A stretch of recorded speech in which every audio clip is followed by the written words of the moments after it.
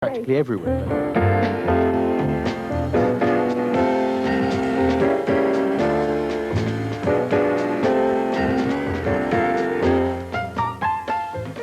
Good evening. This is Harvey Keitel week. Who? Harvey Keitel, you know. Well, never mind. He just turns up practically everywhere, that's all. In one case, co-starring with a certain John Lydon, a.k.a., as they say in the police thrillers, Johnny Rotten, later the Sex Pistols.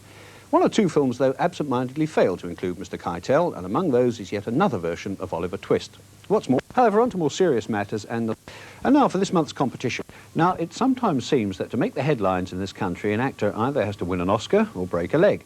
Last week, as you'll have read, Paul Scofield involuntarily chose the latter, which a number of directors will be happy and eager to discuss their work. And so to Order of Death, and another chance to see the fairly ubiquitous Harvey Keitel.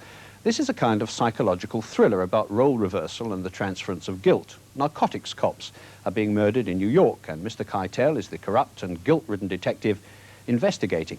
Into his life comes John Lydon, formerly known as Johnny Rotten of the Sex Pistols, purporting incredibly to be an American, and perhaps incredibly, perhaps not, to be the cop killer. So, how are you, Lieutenant O'Connor? How do you know my name? What the hell are you? Me. Put him up.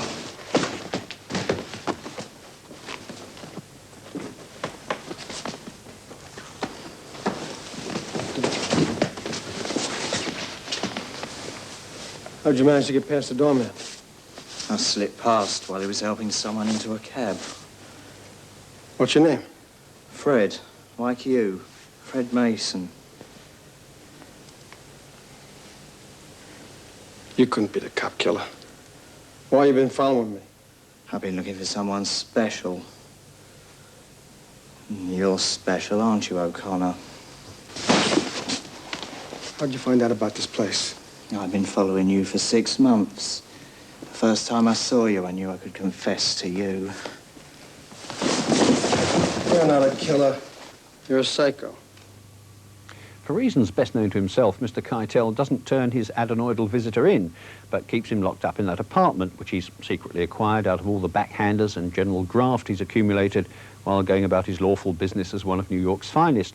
Gradually, however, control of the situation switches until it's Mr. Lydon, no, damn it, Mr. Rotten, who holds the power.